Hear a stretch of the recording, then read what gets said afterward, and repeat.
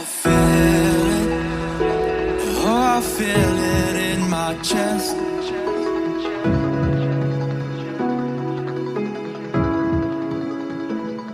And I know it. I know that you're the best for me. Hello, and welcome back to another episode of Mindfully Bliss podcast. I'm so excited to have this conversation finally, and I'm really excited to introduce my husband, our guest for the day.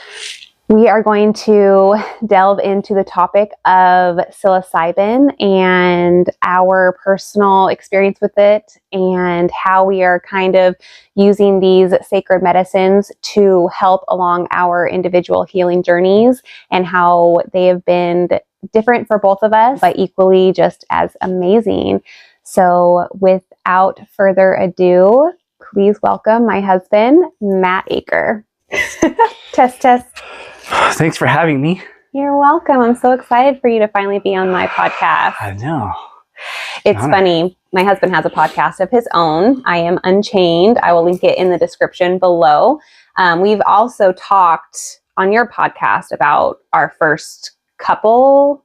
Yeah, I think like the first like two journeys that we did. So if you're interested on like a male perspective on things and life and things that he's gone down, you can click the link in the description and you can get access to his personal podcast. Some good stuff on there, really deep, good stuff on there. Yeah. But yeah, so we just had our highest dose journey recently. Yeah. I haven't shared really at all about mine, which was over Mother's Day weekend, but you just had a pretty profound experience yourself. I did. Like a week ago. Has it been a week? Yep, it was a week ago yesterday. Oh, wow. That's cool. Yeah.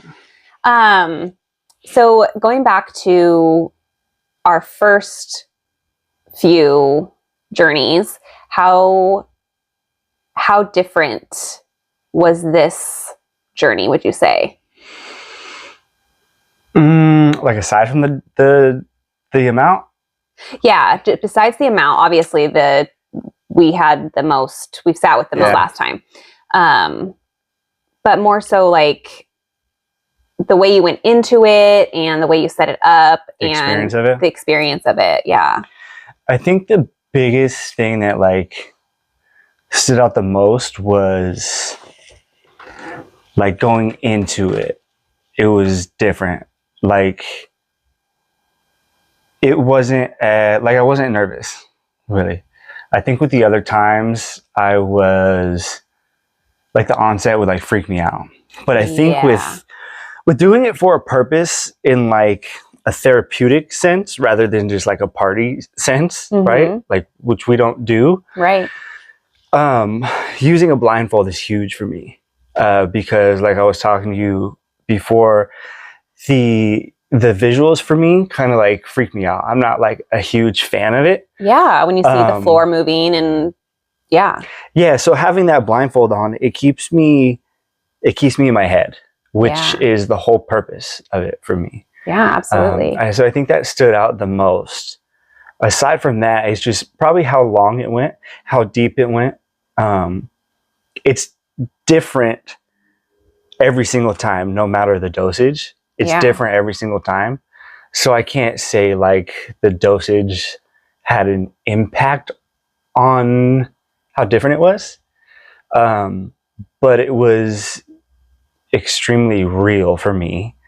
And it still gave me everything that I needed, for sure. Yeah, that's one thing I wanted to ask. And real quickly, I just want to disclaim that we are not like encouraging you to take these, this type of medicine. You will know that it's for you because you almost get this like calling, like it almost like starts calling to you. Yeah. It comes into your awareness and you start like researching things, listening to other people talk about their experiences. And then you kind of just get this like, it's like a knowing. It is, right? Like, yeah. So I remember like after the first time we did it, or even the second time, I remember telling myself like, I am not doing that for a while. And even after a while, you'd be like, all right, I think I'm ready. Like, and I'd tell you like, no, I'm still working through stuff from my last one. Like I'm not. And then all of a sudden I'll be like, I think I'm ready. Like I feel it, you know what I mean? And I think that's important. Yeah. Cause the difference I feel between like, cause a lot of people, they're under the impression that these are like hardcore drugs. Yeah. Kind of just like in the same sense of like cocaine or meth or, you know, things like that. But the huge difference is like for us, we take like 1 to 2 journeys a year. Yeah. Right? Like because it's so intense and intense, like you're not really, it's like a deep dive into the psyche. Right. And so then you have to unpack it for like months. Yeah. That's if you're doing it right. You know what I mean? Yeah. Because you definitely can use it in like a party sense. Yeah. Or not even a party sense, like a recreational sense. But if you're using it as like a therapy or have a bigger reason behind it, you have to take time to sit with it, and you have to take time to learn all the lessons that it gives you. Yeah, absolutely. And that's one thing I find very interesting. The more I've talked to people in real life about it, they always look at it as kind of funny because they think of it as like a party drug. Like you go to see all the fun colors and the crazy shit the visuals that you can see, right? I don't even like that. But what people don't really like understand is that this medicine is so intelligent. Like I truly believe that it has an intelligence, a spirit within it that takes over to teach you or to make you see things from a different perspective. And I think that I really want to share the couple times that really made me understand that it's an intelligence is that first time that we decided that we were going to do it together. And we got the babysitter, we booked a hotel in Westport. And we thought, we were pretty ignorant actually at that at that point. Like we were trying to be smart about it, but we really had no idea what we were getting into. Yeah. And so, we both took, was it like 2.5 grams or 3 grams? Like something like that. Something like that. Yeah. And so we took the medicine just like we always have. And like literally not much happened at all. We had like the few little bits of like waviness of like the bedding. And like you said, you went into the bathroom and saw like the fibers of the towel were like wiggling around. But then like nothing happened, like no craziness, nothing. And so we were like, didn't even think anything of it. Yeah. But then when we had the opportunity came around to do this the second time, a whole shitload of shit happened. Kicked our ass. Yeah. Like I couldn't speak for like 3 hours, which then, threw him off. My sister was still living here, thank God. So, her and her husband had to come like babysit us, and like, oh my goodness, what a trip. But then to like experience that and then to know why nothing happened at the hotel. I don't think it was meant to be. It was, it could have, I feel like it, knowing now how intense it was and what we're doing it for and whatnot, it wouldn't have been a good situation. No, absolutely not.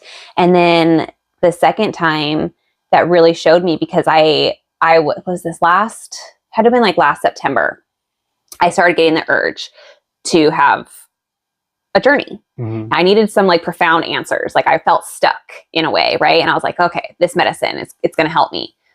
And so I went to my normal person that I would go to get the medicine, and she just like dropped off the face of the earth. Right. Didn't text back. A couple days later, checked back in, nothing. A couple days later, checked back in for the last time, nothing. And then I was like, okay, I'm going to go hit up this girl on Instagram that I know that lives local, that puts on these ceremonies. She'll know how to get them. Message her, and we've had conversations before. Message her, and like her Instagram went down. Like she was nowhere to be found.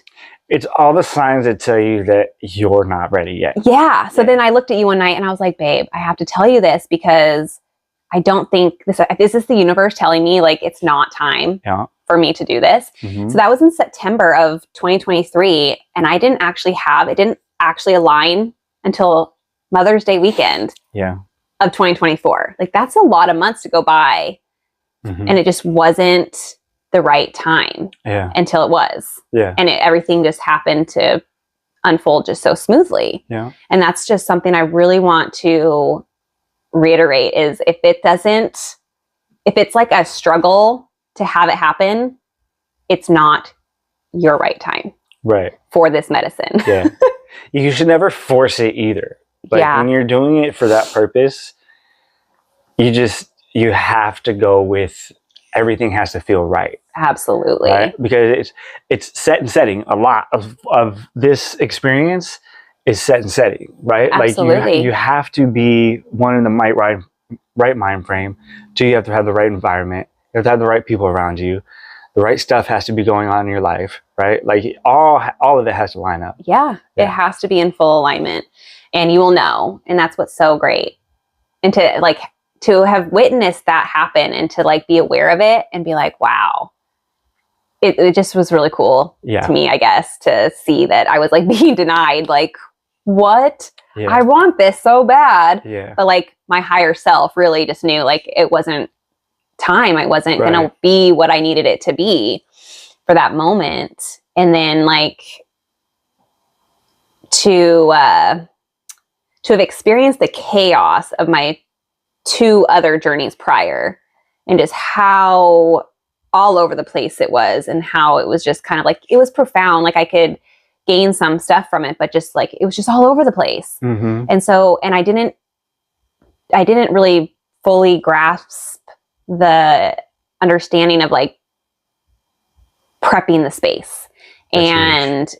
And like really setting an intention for what you're really trying to gain out of it. Mm-hmm. And so after talking to our friend Brandy and how she's gone down this path too, and some of the things that she has incorporated into her self-care plan, she uses this medicine as self-care once a month to dive deep into the psyche and, for sure. And once a month is not for everybody by all means, but she really taught me that like physically cleaning your space and then energetically cleaning your space and then being very like intentional with what you're wanting out of it. Right. Because what you do say or speak is what you're going to get, Mm-hmm. And so that was a huge thing. And so actually taking the time over Mother's Day weekend to do that. And I cleaned the house Friday. This was a whole weekend. And that's what was so beautiful about it. And this time I chose to have Matt not be in the house for the majority of it. You did come in kind of when I was like coming back out of it. Yeah.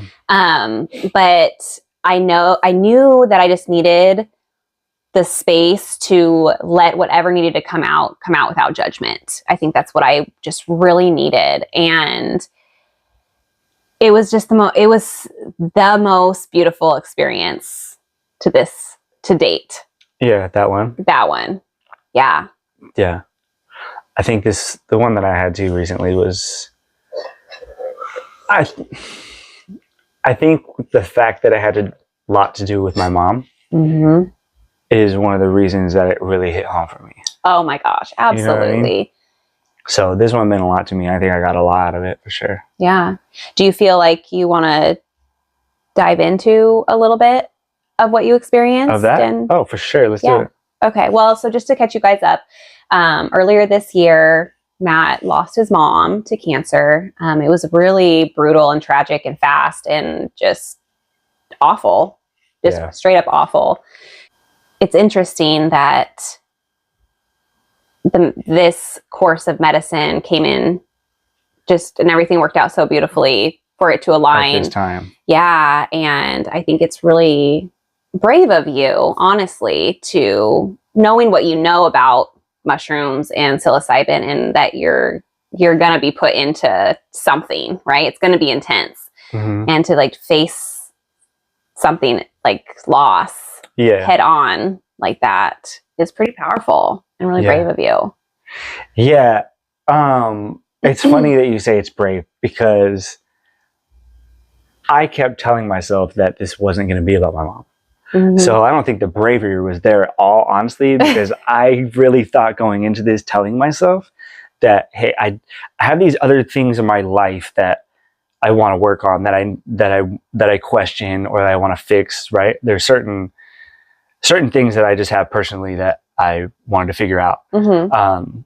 So, I write my journal or whatever, and I tell myself, like, hey, I understand that my mom passing is going to come up. I get that, but I don't want this to be about that. I don't want this to only be about that.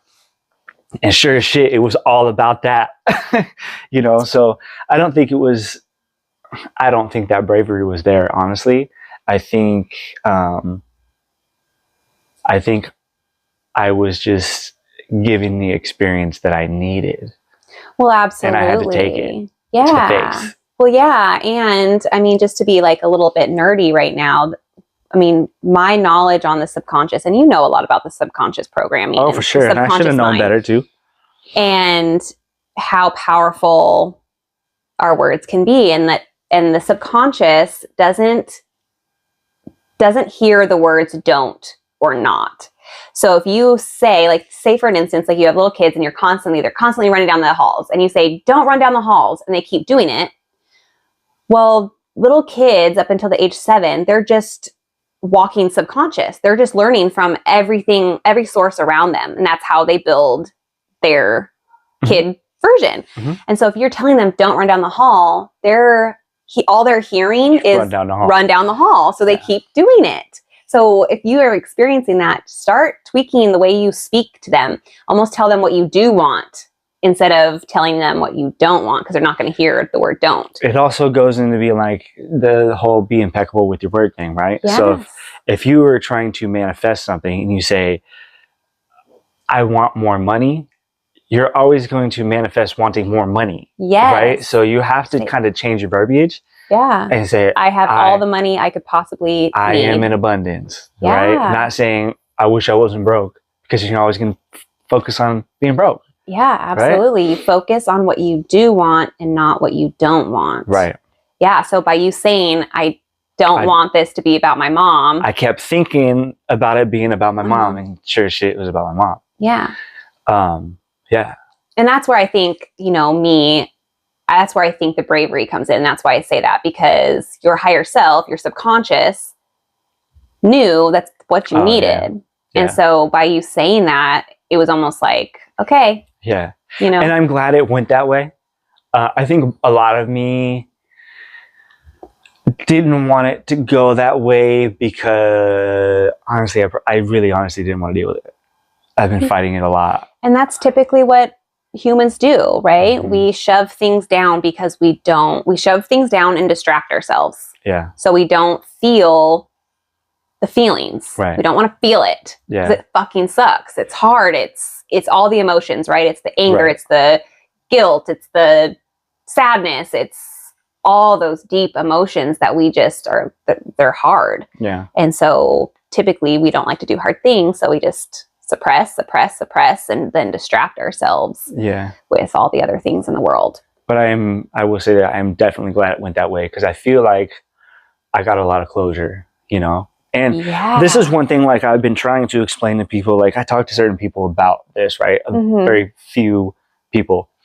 And not all of them are on the same level spiritually, right? Yeah. So the way I've kind of explained it is like, even if you don't think, or you don't believe, or whatever you want to call it, that there's a spiritual aspect to taking a journey on plant medicine, the realness of it all,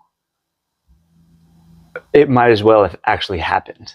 You know what I mean? It hits that close to home, to where I don't care if you don't believe that it was actually spiritual, because to me, the way that I felt it, she might as well have been right here talking to me. Yeah. You know what I mean? Yeah. I think that kind of gets it across to people, to where you don't have to be spiritual doing this. You don't have to at all. Nope. It's going to give you what you need regardless. Yeah, absolutely. That's that's the intelligence, is it's going to give you exactly what you ask for or need. Mm-hmm. And it just knows. For sure. Exactly. And that was what I experienced. Is I don't even know if I've even set intentions for what I really wanted from the other ones, but I do remember going in like way more fearful.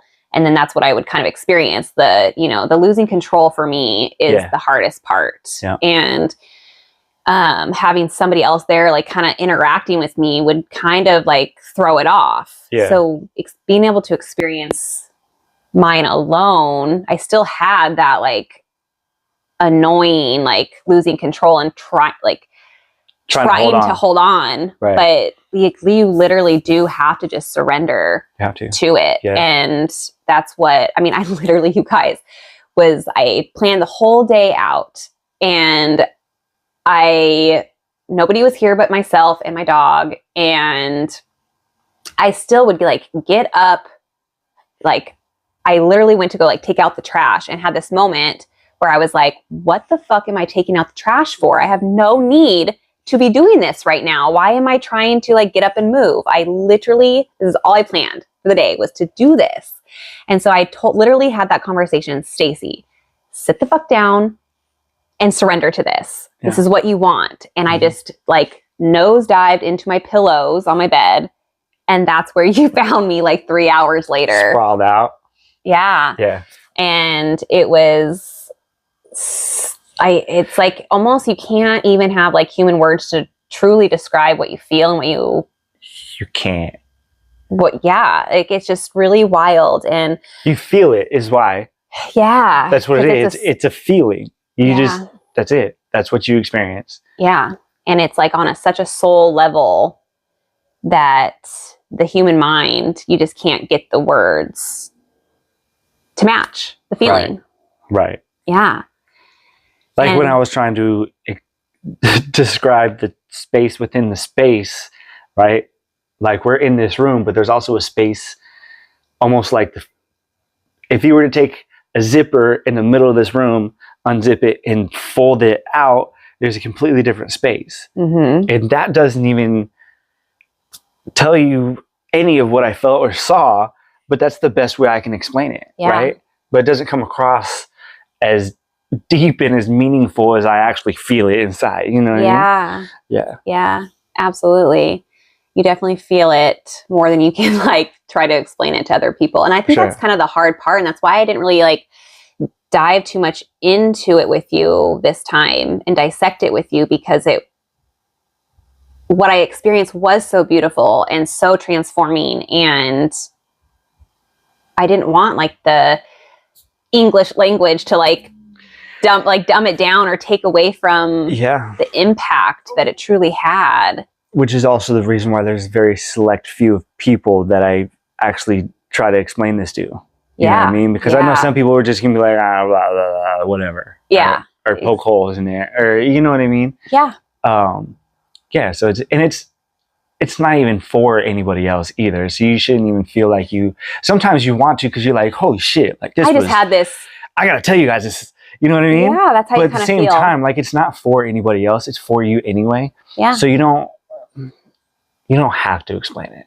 You know what I mean? Exactly. And that's where I was just like, I was at peace. I was at such an inner peace that I just didn't feel the need to have to like explain it. Because I know. Right. And that's all that matters. Exactly. Yeah. It's like you don't give a shit about what anybody else has to say. Mm-hmm. And if they don't want to believe what I experienced was true, then it doesn't affect me anymore. I don't care. But I truly feel like I experienced my Kundalini awakening. And if you guys have been following me, you know, I've done a podcast where I was trying to achieve Kundalini awakening through sacred secretion fasting. And I think it definitely helped get me there, unblocking some certain things within my energy centers and whatnot. But this was like full blown, like Kundalini awakening. It's the energy that's like dormant at the base of our spine, and we're supposed to rise it to achieve like Christ consciousness, this level of awareness that Jesus Christ or Yeshua, whatever you resonate with, what they were able to do, and like Buddha and all these other Christs before Jesus's time, they were able to achieve this certain level of awareness and connectedness to whatever you want to describe, what created this, whatever your higher power is. Yeah, whatever you resonate with, right? Mm-hmm. And so it was really interesting because I had been starting to just follow people who talked about Kundalini awakening for so long, and it's like what's funny is the more I tried so hard to achieve it, I wasn't really able to achieve it because I wanted it, and then I kept only just wanting it. Mm-hmm. But then it just happened, and I was like, you just know. Right. You just, again, you don't keep wanting it. You have to be it. Be it. Right? You have to embody it. Yeah. Yeah, absolutely. It's almost like the whole fake it till you make it thing, right? That's kind of a shitty way to say it. But it's true. But you have to be exactly what you want to be, right? You can't just say, I want this. Cool. What the fuck are you doing? Mm-hmm. You know, be it. Be it. You know? What is stopping you from being it? Yeah. Whatever your belief system is. Yeah.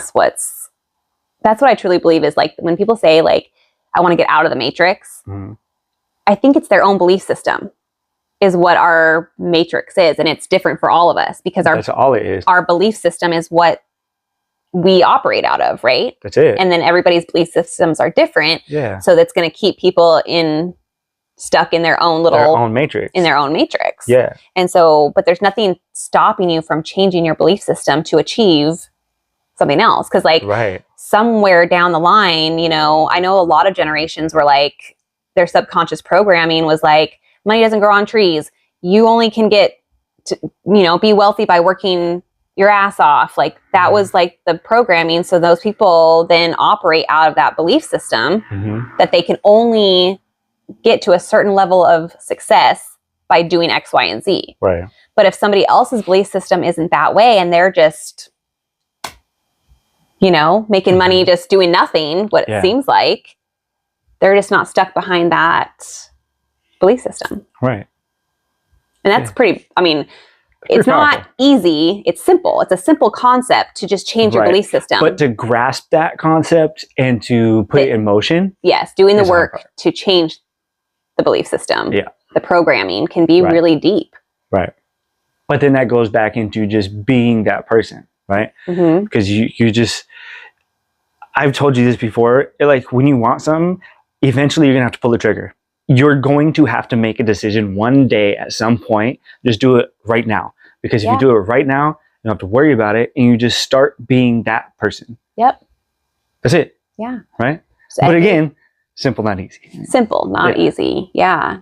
And it's just one little thing every day that you could do to change it. And it's not going to happen overnight, but it's like the consistency. It'll happen. And it helps when you have somebody to help with it too. Like you help me a lot for sure.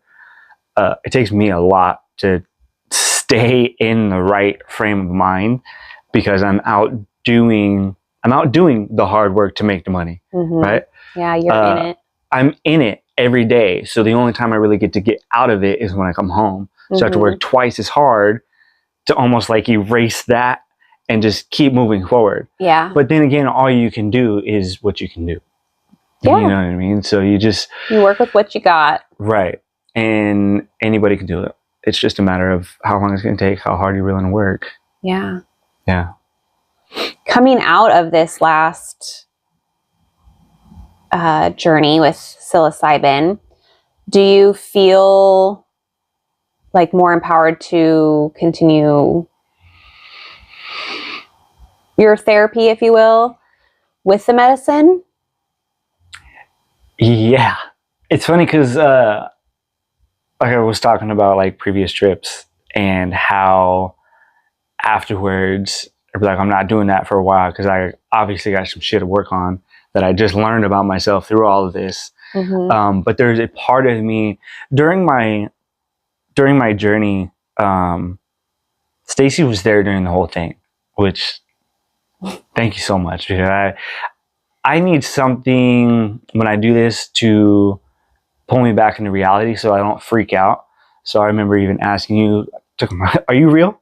Right? I was like, I need something to tether me to understand, like, hey, I'm not going to be here forever. Because especially with that high a dose, it's intense, right? Yeah. And time is non-existent at that point. And it's, So to answer your question, I do feel like I want to continue the journey. Coming out of it this time, I was ready for it to end because it was getting really intense and it had been a long time. But I remember yelling and screaming, trying to physically get something to remove from my body so I can get it out. And I don't feel like I quite got that to remove, right? Yeah. I'm very aware that it's there and that I did the work to almost locate it. But I feel like I almost need to like dive back in to get the rest of it out, if that makes sense. Yeah. Like I don't feel like I was quite finished with that journey. So this time, I don't feel like it's going to be that long before I do it again. Yeah. I think the intensity also came because it was revolved around your mom. It was a very emotional part of it. And you were like, okay, I've had enough. Yeah. And so, yeah, you're probably right. It was too close to home, really, to keep going. Mm-hmm. And can you pinpoint where it was in your body that you were trying to rip it out of? Was it your heart? Yeah. Yeah. It's weird. Cause like in it, so just, I guess to fucking blurt it out, I sat there and spoke with my mom for like 3 hours. Laughing, crying, cracking jokes, talking. You said you talked about like your brothers and like talked about I talked to her Paul. a lot about my brothers. Yep. And I was still like, I was there in that zipper space, right? Mm-hmm. And I was there talking to my mom. And I remember telling her, and I remember you asking me when I was done, there was some point where I was like, I can't just do this every day, right? And I remember talking to her and being like, how do we communicate? How do we talk? How can we keep this going? Because I can't do this every day. It's unrealistic, right?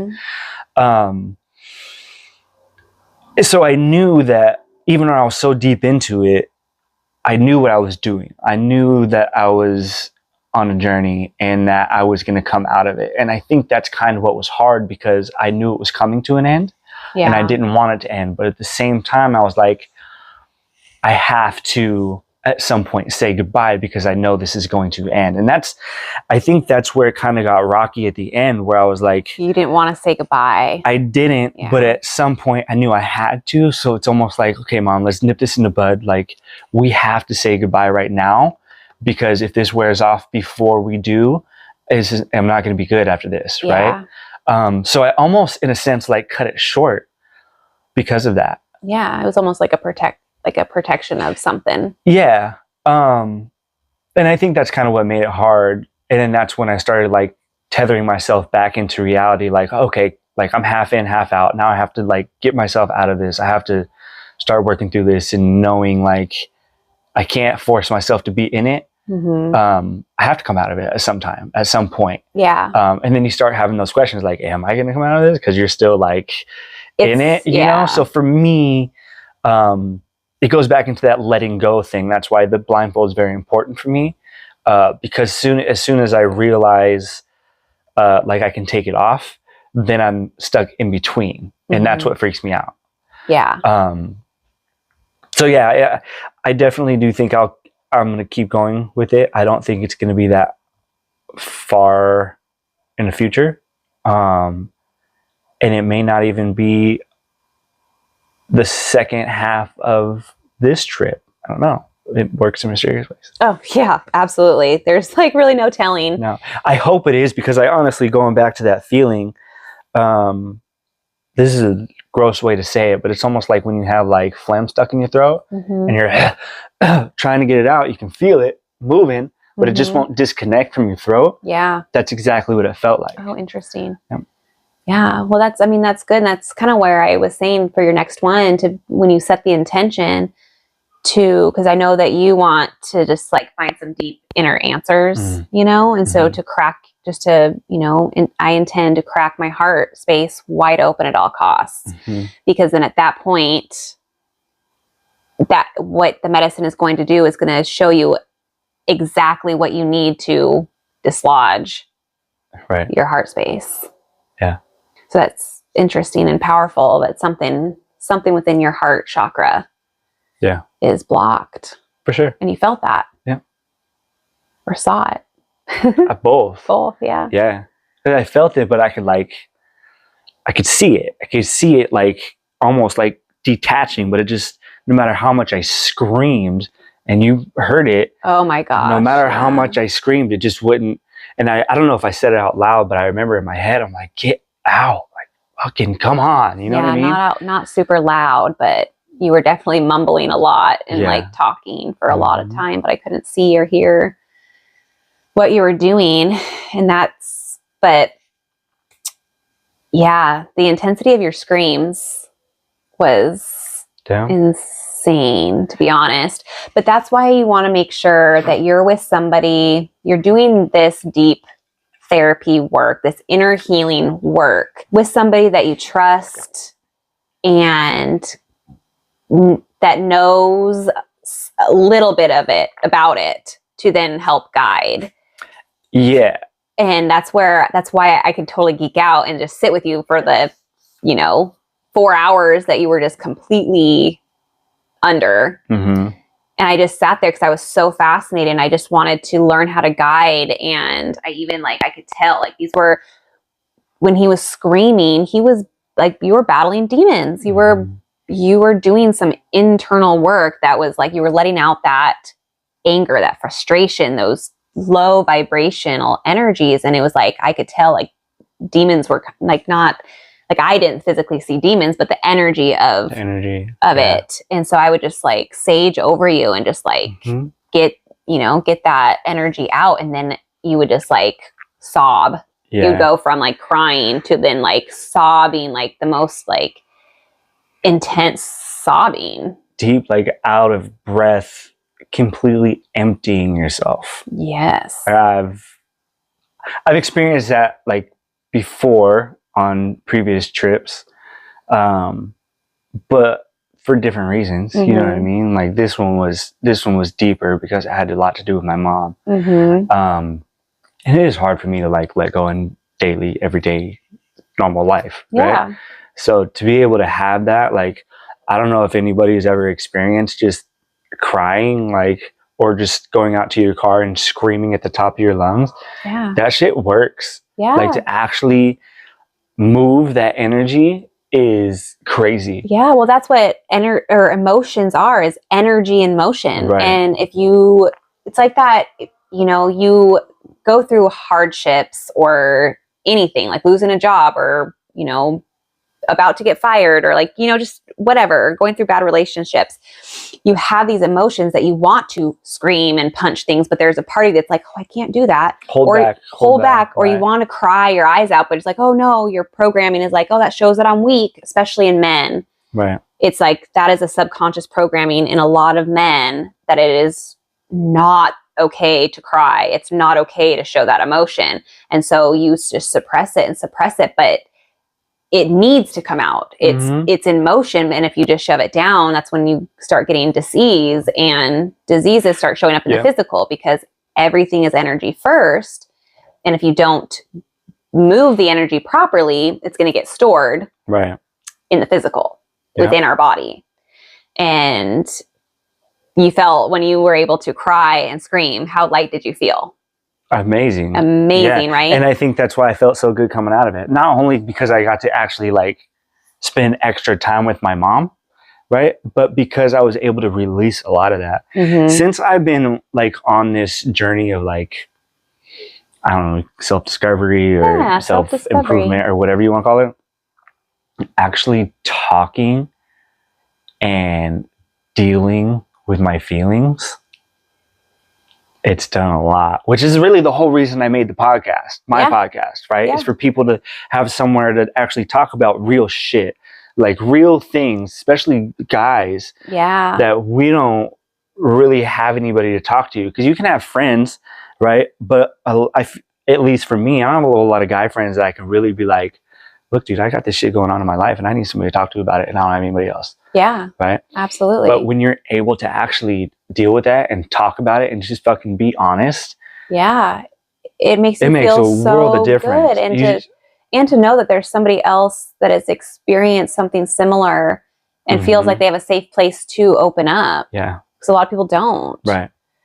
Yeah. If you guys are really curious, I'm not going to go into it today, but you know, Matt has had like some dark things in his past and things he's had to go through, and he shares a lot about it on his podcast, and he's had guests on there that talk about similar things and how they've gotten through it and how they're still going through it, and you know, taking their healing journeys step by step and working through it and working through a lot of their triggers. So if you really feel called and really want to check out like his story, go ahead and like find his podcast, and it's for sure really good stuff on there. Yeah. One thing I do want to say, I don't even know if I've said this to you, but at one point I was sort of worried when you were coming out of it, and I was worried that you were going to be stuck in a dark place.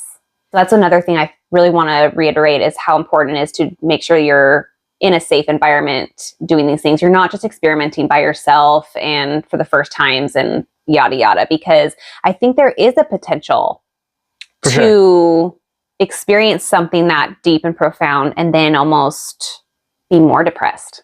Right. It has the potential to go that way. And I almost like, I mentioned it a little bit afterwards. I was a little bit worried, and I was like, oh no, what did we do? And honestly, I kind of was. If you remember that day, I was just real kind of like melancholy, right? Like, it wasn't just, I was drained of energy. But a lot of it was because I was sad. Like, I remember telling my mom, I was like, look, I'm gonna be sad as fuck when I leave this right now. Yeah. Like, when we can't talk anymore, like, I don't know what I'm gonna do. You know what I mean? Yeah. And even coming out of it, I was like, man, it's like when you're on vacation and you got to go home and you're like, fuck, you know? Yeah. Like, why? Why did it have to end? Right? Yeah. But I guess I don't know that anybody would get stuck in that. I guess if you didn't have the right support afterwards, I think is why it's important. That, and if you just have the wrong mindset and you just kind of just blah about a lot of things, and you're just kind of, I guess, a naturally negative person, you can take it that way and not learn from it, right? Yeah. But if you're conscious enough to understand, like, I can take this and do something with it, makes a big difference. Or if you can just see the light in things, like, yeah, was I sad that I had to leave my mom after 3 hours and I don't know that I'll ever see her again? Yes. But you know what? I can spend 3 extra hours with my mom. Yeah. Right? Yeah. So it depends on how you look at it too. Yeah. I think one of the biggest things that I saw was that this journey made you feel. Made you feel every bit of emotion that you had. Which I fought. Yeah. And so for you to be very sad, but you had to sit and feel the sadness instead of just being like, I'm sad, but I can't do this right now. I cannot be sad right now. I'm going to go do something else. I'm going to go, I'm going to the gym. Right. Yeah. Distracting yourself. Like the medicine made you sit and feel it. And it is hard. It's not easy to look at something and face something so deep and so sad or hurtful or whatever your trauma might be. It's not easy, but it's needed to move forward. Really, you need to feel it. You do. Because until you can feel it, you can't release it. Right. Right. And I will say this too, kind of on the same subject of it keeping you in a place. The time before this, with the whole octopus thing, I was afraid of the dark for months after that. And I remember telling you, right? Because I would look out the bedroom door and it was just black and I was afraid, right? And I remember after all was said and done, I hated the dark. And it stuck with me for a long time, you know? I'm not afraid of the boogeyman or anything like that, but it does stick with you. But you have to be able to, like, there's something there. Yes. obviously, what is it? Let me work on it. Because that's all any of this is. It's almost just to work on it. Yeah, it's almost, it brings what you need to face and work on to the forefront. Right. And some of that stuff you work through all of it while you're in it. But some of it's just like, I'm going to give you this here. You have to solve this. Yes. You know what I mean? Yep. And that's the integration. And that's what I am starting to learn, is how important the integration of it is. The weeks and months afterwards is just being so curious about it and picking through all of it. It's like solving that Rubik's Cube. Why is this? Okay, why did I experience that? What is it? If I were to heal this little part of it, what's it going to do in other aspects? And I think that's what's really cool about the medicine, is it really does start making you curious about your inner world. Why do you react this way? Why do you function this way? Why? Which for me personally is why I do this. I'm fascinated with the way that people in general work, right? Why they do the things they do, why they say the things they say, why they think the way that they think. I will never be able to figure out anybody else, but I can figure me out. Why do I think this way? Why do I act this way? Why do I feel this way? Where is it coming from? Where is all of this coming from? And this is exactly what it does. And it shows you and it helps you deal with it. Yeah. Period. Yeah, it is. Yeah, I don't think I could have faced a lot of the things that we've really gone through since, when did we start? Was it 2021? We really started dabbling into it. I think so. Maybe. Yeah, just started dabbling in it. And then now being able to, I lost my train of thought. Forgot what I was going with that. But yeah, being able to work on yourself is that what you're talking about? Well, being able to go through some of the hardships that, the pandemic and all of that, just craziness that we've all just been enduring the last 4 years. I don't think I would have been able to move through it the way that I have without experiencing this medicine. Right. And gaining this level of awareness with the self, and especially with how much time everything around us people spent with themselves over that period of time. And I think that's a lot of why people are kind of moving towards this direction, is because they're like, wow, I sat with myself for a while and I'm not very fond of what I felt. And that was a big part for me. And I remember telling you, like, I am a person that I do not like right now. Like, I feel like I'm a great person, like, to somebody else, but I don't like myself, was the tipping point for me, where I was like, I can't just not like myself for the rest of my life. Yeah, you know what I mean? Absolutely. Yeah. Absolutely. And now I love myself. Good. You know what I mean? Like, I know. It's made a huge difference, right? Yes. Like, it's a lot of self-work too. Like, the medicine doesn't do all of it. Oh gosh, but no. It's like a jump start. It's almost like, it is. It's like all this shit is just everywhere. It almost just like sorts it out for you. And it's like, here are the 5 things that you need to work on. Start with that. Yes. Right? Because those are the most important. And then as you go, you can kind of just sort through all that shit and push it all aside and figure out what you need to do. And then you just narrow it down. And you're like, okay, I am who I am. And now I feel at peace with myself. Right? Yes. Because I didn't feel that. The inner peace is like magic. Yeah. I mean, yeah. You know what it feels like? It feels like when you have a job interview, right?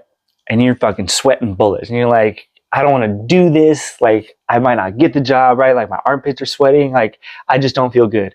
And then you go in and you fucking nail it and you come out and you got the job. And that weight is lifted off of you. Yep. That's what it feels like. It does. You're like, why did I worry so much? Yeah. I wish there was a way to measure the heaviness that you feel before and then the lightness that you feel. It's almost like you just shed like 50 pounds of spiritual, soul-sucking negativity out. Yeah. It's like you went to a soul spa. Yes. And I do want to say, like, me and Matt, we are definitely called to plant medicines, but you can access exactly what we're talking about just through meditations and different kinds of breath work and like somatic releasing and things like that. So if the losing control and things like that just really aren't for you, I really strongly suggest looking up like somatic breathing and breath work and different meditations to access those kinds of things, because you can. For me, they're just harder. And so for me, plant medicine just speaks to me. Yeah. You know, and you're kind of forced into it at that point. I mean, once you down the hatch, you don't really have a choice. You know? Whereas like if you're sitting there meditating and something like irks you a little bit, you can come out of it and get up and go do something else. You get sidetracked really easy. With this, you can't. You're in it until it's done with you. Yep, absolutely. Yeah, till it's done with you. That's a good way of putting it. Yeah, for sure. Honest. Yeah, so I just wanted to make that clear for you guys in case you were curious, like, oh, I really want to experience what you're talking about, but I can't get on board with, you know, using these different substances. And if you are still kind of worried about it, like I really highly suggest, what were like some of the Netflix series? How to Change Your Mind. How to Change Your Mind is a huge one. Fantastic Fungi is more about like just mushrooms in general. That's what we started with, I think, was Fantastic Fungi. And it just makes you so like, you're just in awe of like the mushroom and fungus world and like how it connects everything. Literally in this entire world. Yeah. And so then knowing that and then going into the docuseries How to Change Your Mind, which goes over, I think it's 3 episodes, and it goes over psilocybin, DMT, and LSD. Yeah. And it is just like literally mind blowing. And like when it goes into talking about how there are literally like studies being done in Switzerland, Johns Hopkins in Switzerland is doing all of these studies and literally curing PTSD, stress issues, depression, anxiety, all of these disorders in 1 to 2 sessions, which is like pennies. Pennies.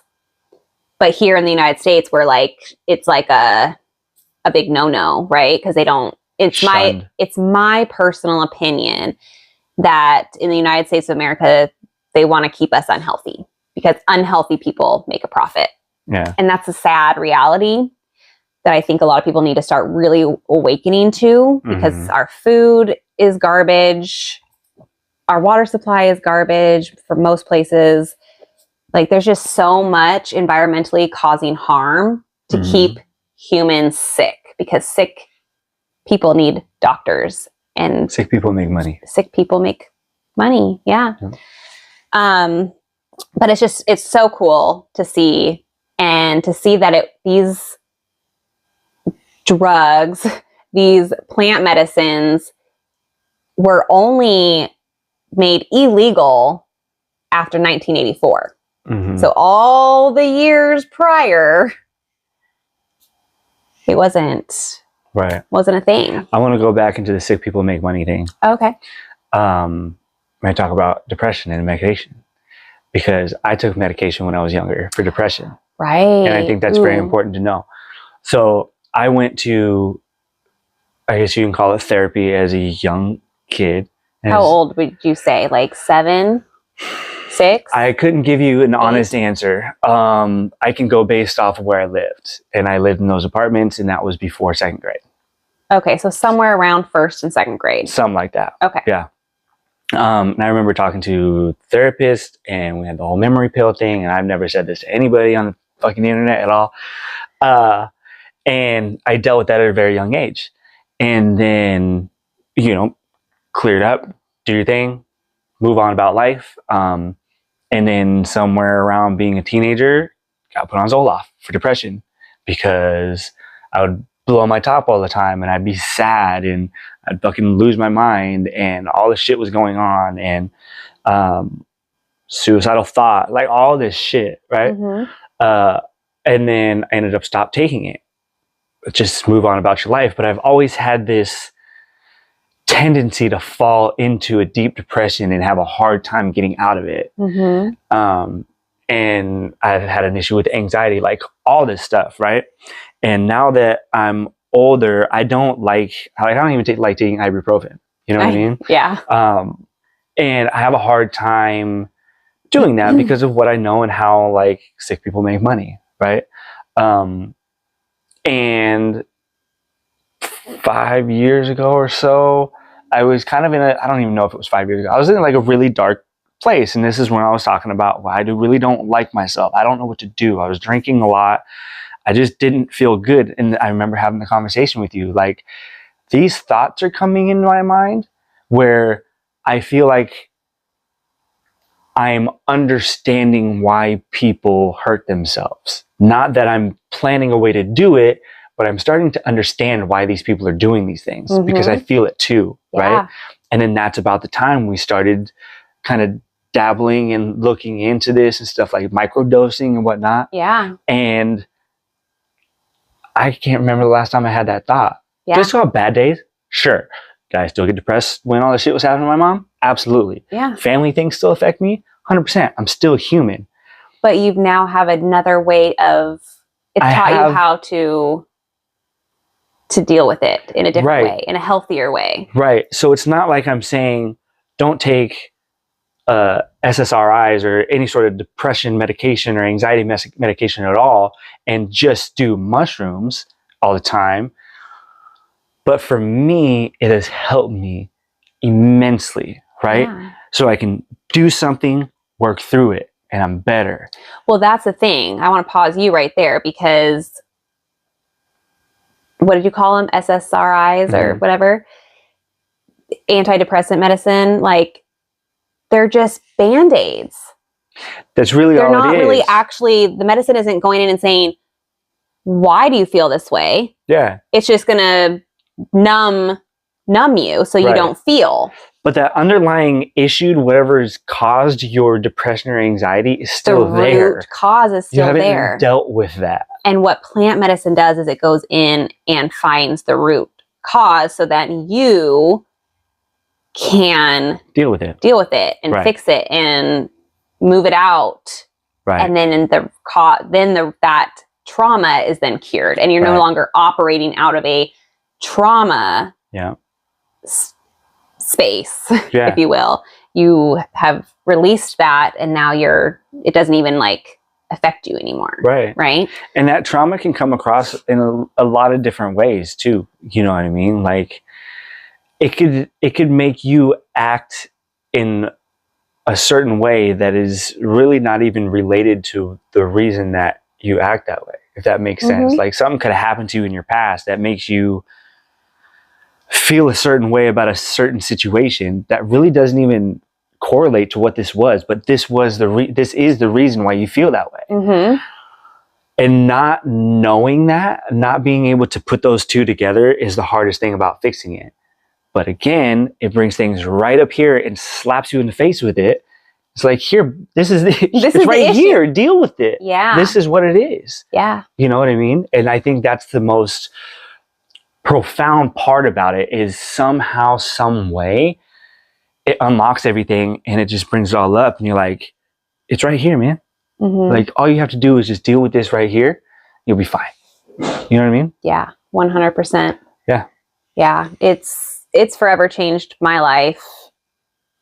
I can't even it's hard to even look at who I was 3 years ago.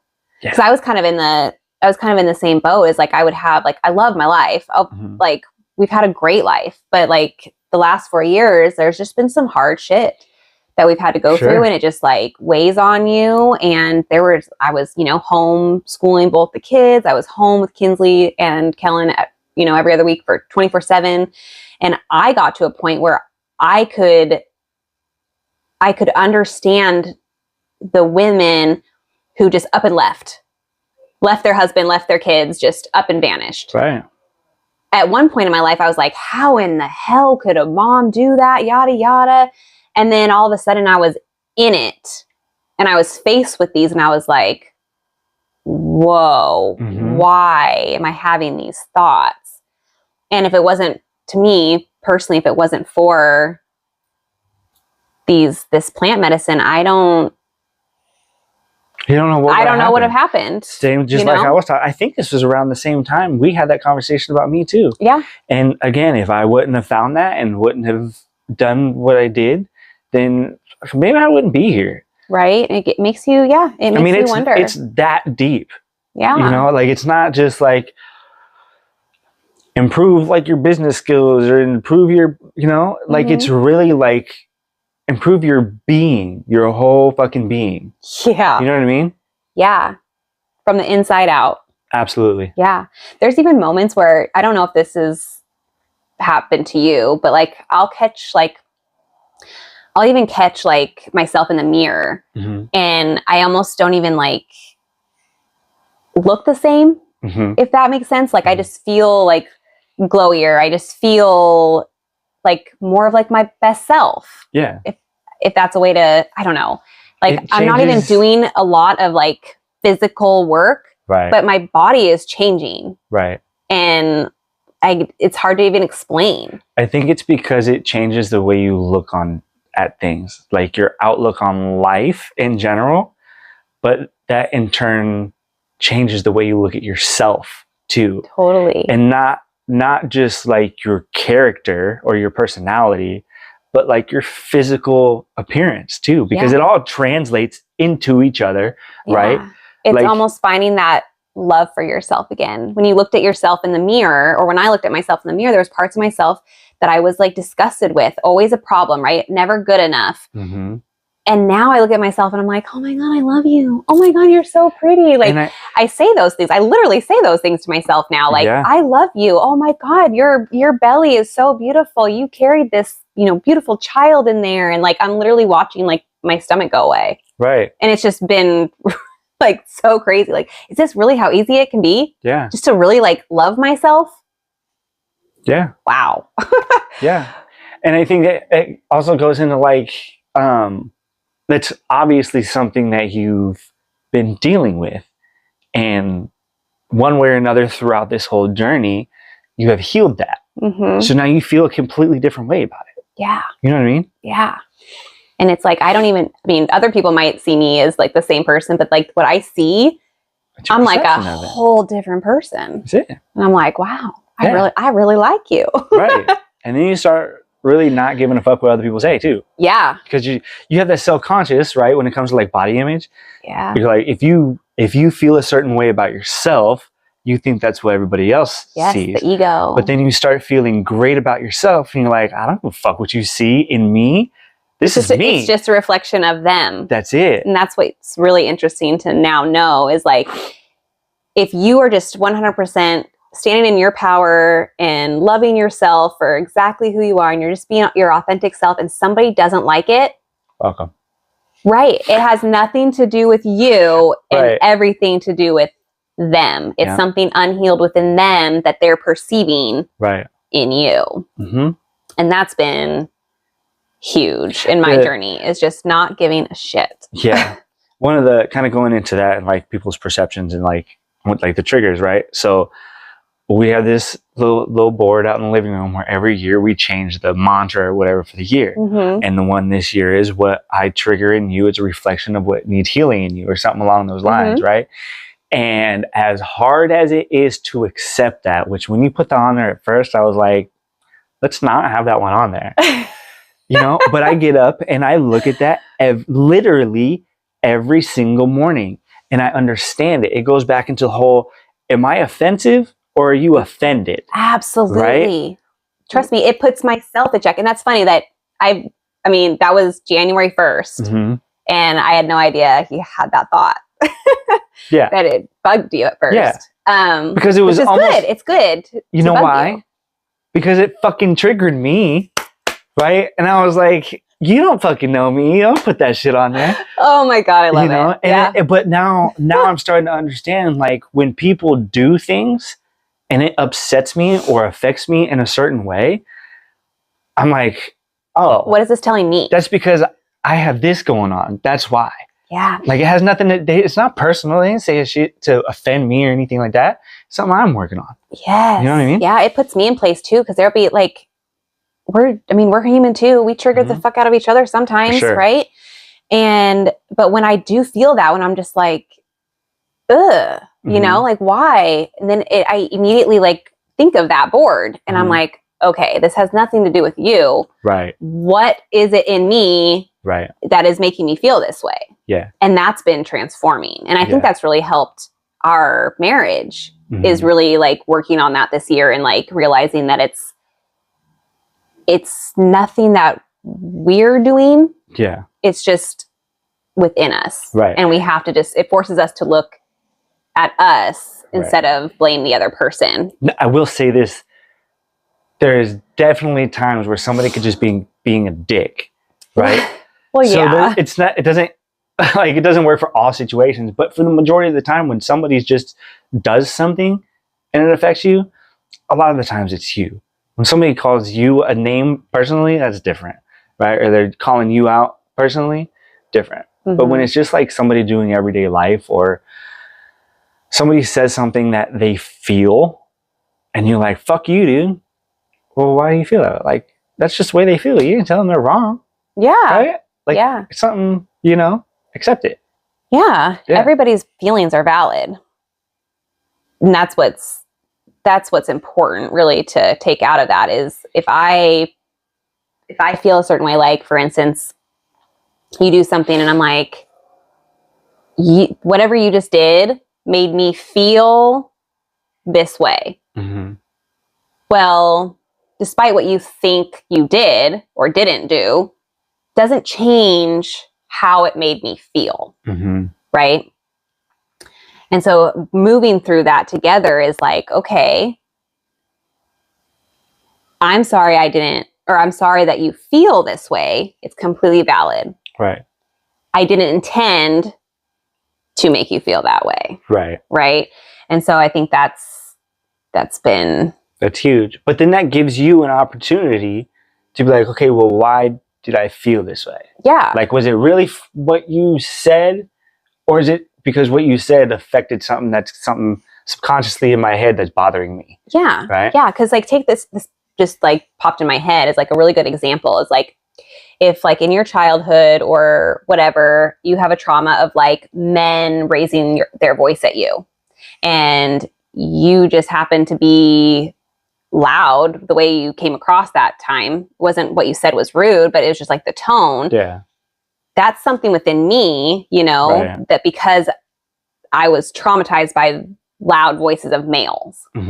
But it's not you per se, it's my trauma. Right. Right. Yeah.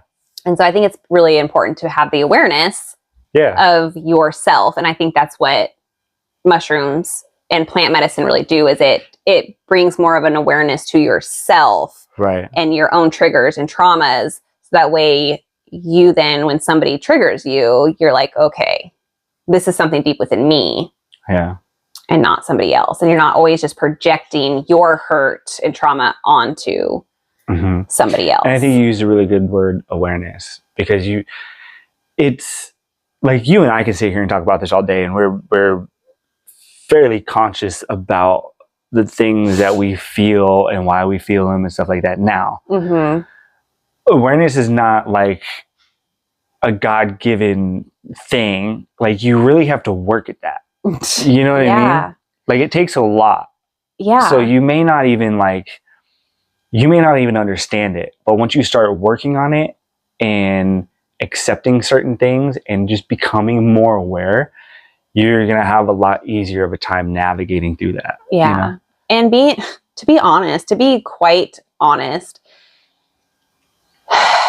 and I'm not even I am at a high level awareness. I'm not going to like discredit my level of awareness, but there are people that are even like have higher awareness than I do. But it doesn't always feel like a blessing to have that much awareness. Like, there are still some days where I'm so awake and so aware of certain things that it's a lot. And there's just some days where I'm like, man, I wish I could just go back to the days where ignorance is bliss. Right. Yeah. But then it's like, okay, no. I know that this is my path. I know that this is what I'm supposed to be doing. But there are days where it's just like, man, I really wish I could go back to a day where I just didn't know all the things that I know. That's like when we were talking about food. I wish I didn't understand the things in food that affect you negatively, because I would love to just grab a box of mac and cheese, throw it on the stove, and chow down. Yeah, run through McDonald's, drive through, and just I take the box and I look at the back of it and I look at the fucking neon yellow cheese powder and I'm like, no, I can't even do it. The 20 different toxins that are in your food. Yeah, and sometimes I'm just like, why do I know all this? Why? Yeah, and then because then there's people in the world that don't really understand that chips are a carb, and you're like, yeah, I wish I didn't know that, ignorant, and I just chow down on chips and be fat and happy. You know what I mean? Yes. But at the same time, you're like, no, I know this, and this is just the way life is, and I understand this. But it makes you so much better of a person, especially when it comes to like food. Yeah, our bodies or even just your emotions. You're like, is ignorance bliss? Yes. But do I feel better working a little bit harder trying to make it better? 100%. Yeah. I'd rather feel like this and do the work to feel like this than to not do the work and feel like I did 6-7 years ago. I know. And yeah. That guy sucked. You know what I mean? Right. No, every version of you was beautiful. Yeah, but I know. You know what I mean? Yeah. But it's been a fun journey. It has. What about you? Do you feel like you're near another one, or do you feel like you have some stuff to work on? It's gonna take a while. No, I'm definitely ready for another dose. I feel like I'm in a season where plant medicine is going to be very prominent for the rest of the year. I'm like so close to pinpointing certain things that I just like that little extra nudge to clear out some stuff is going to be needed. Yeah. I think, me personally, I think when it comes to the time where you're like, this isn't doing it, this isn't quite getting me what I need. Like, it's working and it's working on some of the smaller things in life, but when you have something deeper that you need to deal with, that it's just not quite hitting there, I think that's when it comes to shamans and retreats and ayahuasca and, more intense, more deep methods of doing that. Because just like anything else, you can only get so far with certain things. Yeah. And if you need to dive that deep, you're going to have to figure out another way to do it. Yeah, they're just tools to help you. You still have to do the work 100% yourself. And each different medicine is a tool of it, right. It can access different parts of you in different ways. Yeah. So I definitely am putting it out into the universe now that I'm ready for an ayahuasca ceremony. I don't know when it's going to happen, but I just trust that when it's the right timing, it will just it'll fall in your lap. It's going to fall in my lap. But yeah, I'm ready to put in the work, because I know like with psilocybin, there's not like a lot of you can prep your body in more ways, but when you prep for sitting with the mother, the ayahuasca spirit, there is a 30-day protocol that you got to clear your system and clear your temple. And I think I'm ready for that. And I'm also just ready for the community of it, the ceremony of it, because coming out of my last journey, I know it's my destiny to become a medicine woman, a shaman, to teach this.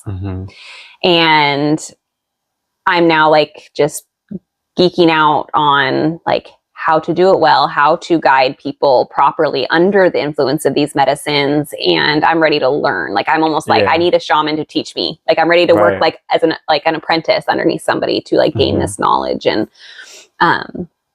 whatnot. And so, yeah. And I think ayahuasca is way more intentional, right? Because you do psilocybin, but what leading up to it, you're just living your normal life until the day of, right? And you're like, okay, well, today is the day. Yeah. right? But you didn't really do a lot of the work beforehand because you're just like, nah, I'm gonna let the medicine take care of it. Well, with ayahuasca, you have to, like you said, it's like a 30-day journey up until it. Yeah. Right. So you have to be very intentional and very thoughtful going into it for a large amount of time. Yeah. You know, whereas like mushrooms, you could, like I said, I just went to work, came home, lived everyday life until that day, and then I was intentional about it. Yeah. You know, so I think that plays a huge part in it, along with having a shaman there to help you makes a big difference. Because just like I said, setting the music, the environment, the cleanliness, all that stuff plays a part. So when you have somebody there, or you have the community of people in it as well, it's just a higher level of it. Yeah, right? It's just a So different experience. It just makes it that much more deep. Yeah. You know what I mean? Yep.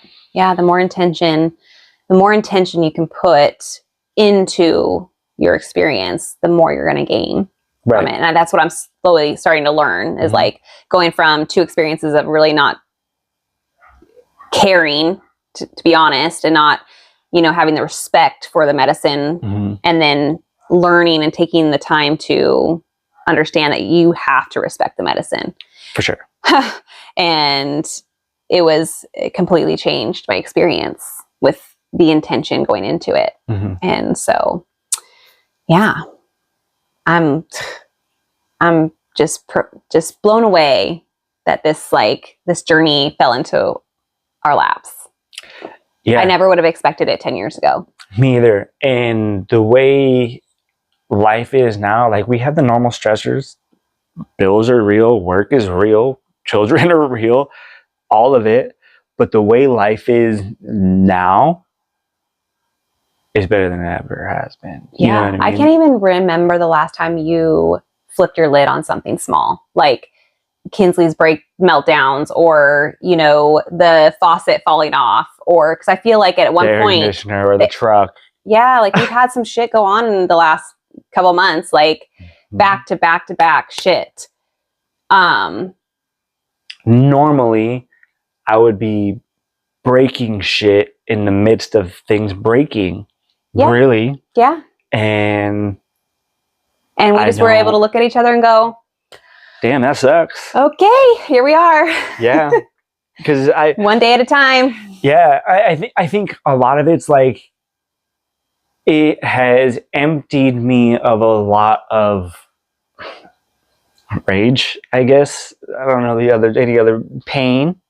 Yeah. It has emptied me a lot of that, which helps, but it's also just completely changed the way that I think about things. And I think a combination between the two of those, it just you just look at life different. Yeah. You know what I mean? Yeah, and it's really taught you because you've been able to become aware of when you're about to blow your lid, right? So then you're like, okay, I got to move this energy. I'm going to go to the gym. Right. I'm going to go for a walk. I call it my attitude adjustment. Yeah. So you go and actively let that energy out. And when you don't allow that energy to go out, it has to go somewhere eventually. And so that's when people lose their shit and they punch walls and they break stuff and they say things that they don't necessarily mean to their loved one or their child or whatever it might be. Like, that's the beauty of this healing journey, is getting to a place where you can center yourself before you project your inner world onto somebody else or something else. Right. And that just goes back to the emotion thing, the energy emotion. Yeah. The reason why you punch a wall is to transfer that energy into that wall, right? The reason why you scream is to transfer that energy into somebody else. Why am I yelling at this person? Because I'm transferring my energy into them. Yes. So now guess what? Now they're fucked up. Yes. I feel better. Right. Sort of. You know what I mean? Exactly. So I'll never forget when I told you, I was like, I feel like I just want to scream into a pillow. And you're like, I scream in my car all the time. And I'm like, you all do? The time. And so then I finally just started screaming into the pillows. And I even had Kinsley start screaming into the pillows because she was going through a moment where she was just like so much like pent up energy. She was crying all the time. She was just like outraged, it almost seemed like. Yeah. And so when we started doing that and practicing that together, oh my God, it was so much easier to navigate life when you don't have that pent up energy fueling you. When you can feel it and you just excuse yourself, I'm going to go yell into a pillow. Don't feel shame or guilt around it. Just go and scream into the pillow and then go back and interact with whatever was going on, and you're going to be in a different headspace. So I will say this, like, if you don't take anything else from this, I want everybody to like focus on that.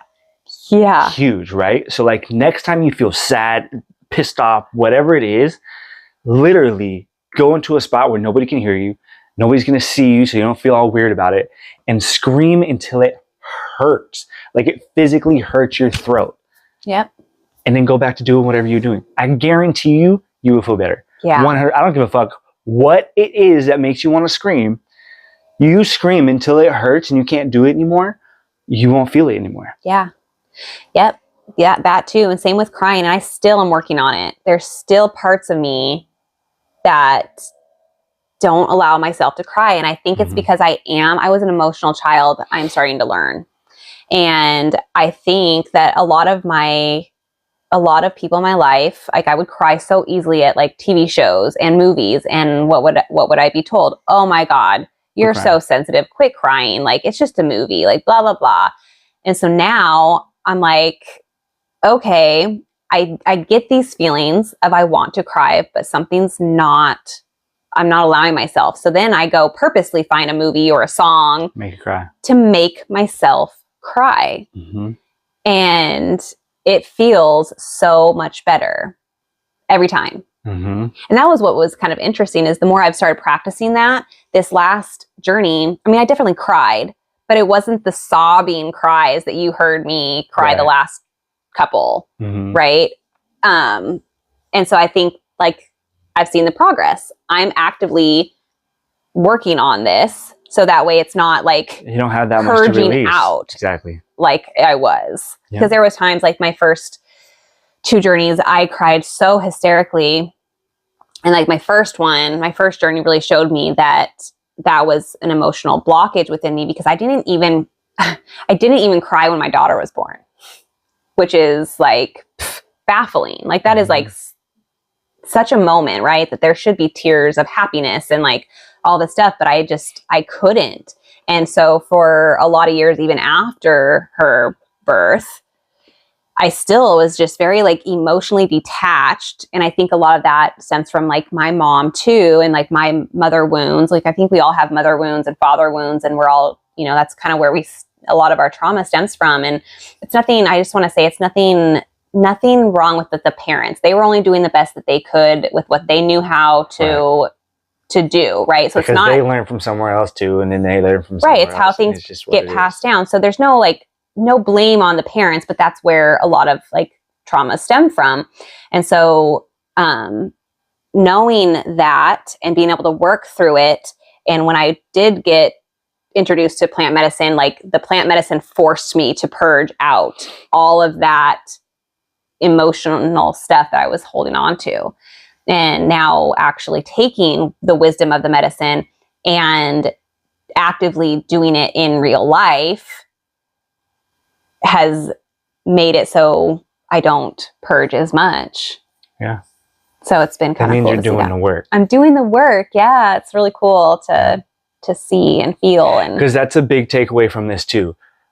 Is psilocybin something a tool that you can use? Yes, but it's just that. You have to do the work. You can't just do it and expect everything to change. Oh, it's going to change. It's going to change. But then you have to incorporate it and embody you have to do the work. You have to, because like I've even heard of people coming back from ayahuasca journeys, and they just go back and doing what they would do, and then they go do them over and over and over again, but they're not putting in the work to change. So they have to keep doing it over and over and over again. And it's the same result every time. Yeah. Where like I feel like I'm getting better every single time because I'm taking what I've learned from it and I'm actively working on it. Yeah. Yeah. Absolutely. Absolutely. Whew. All right. We're at almost an hour and a half. I think that's good for today. We're going to kind of nip it in the bud at this moment. Do you have anything last to say at all? No. No. I think all in all, talking about this, like I could see some people like may get excited or whatever and want to try this. Don't try it alone the first time. Like that's, I think 100%. That's the only thing that comes to my mind right now talking about this is it's still something that's going to impair you and change the way you're working as a normal human being. It's not something to play around with. You have to be intentional with it and find somebody that you trust to do it with. They don't have to do it too, but have somebody to watch you and make sure that you're good and, you know, absolutely. Freak out, you know? Yeah. That's why I have Stacy watch me. It's not like I can't be alone as a grown adult, but it's important. And I think that everybody needs that at least for their first time. Yeah, absolutely. Yeah, it took me a while and I was still nervous doing it by myself. Right. But I was like, but at the same time, I wasn't far. Right. Right. Yes. And if you absolutely needed to, I'm sure you could be coherent enough to call if you needed to. So it's, like I said, I think that's just the biggest thing, especially if you're new to like learning about this or hearing about it and you get all amped up and you're like, oh, I want to fucking do this. Well, just make sure you have somebody that you can trust to be there with you. Yeah, absolutely. Absolutely. Well, cool. I didn't really get to really dive like deep into my personal journey. So if you are really kind of curious about like my Kundalini awakening and what I experienced and the serpentness and the snake sounds I was making and like all these other things, let me know. I haven't decided if I was going to make a personal video on it or not, but just let me know in the comments if that's something that you would be interested in hearing about. If not, I'll just keep it to myself. I think you should. I vote yes. Well, I just know that some people are really curious. I know it's helped me a lot by, you know, following some of the people I trust and them sharing their journey with me. Mm-hmm. I don't think I would have been able to properly even understand what I went through if it wasn't for somebody else. So I just know how much it meant to me to hear other people speak about their journeys. For sure. And going, I mean, they don't share, you know, every little detail, of course, because it is private. Some things are private.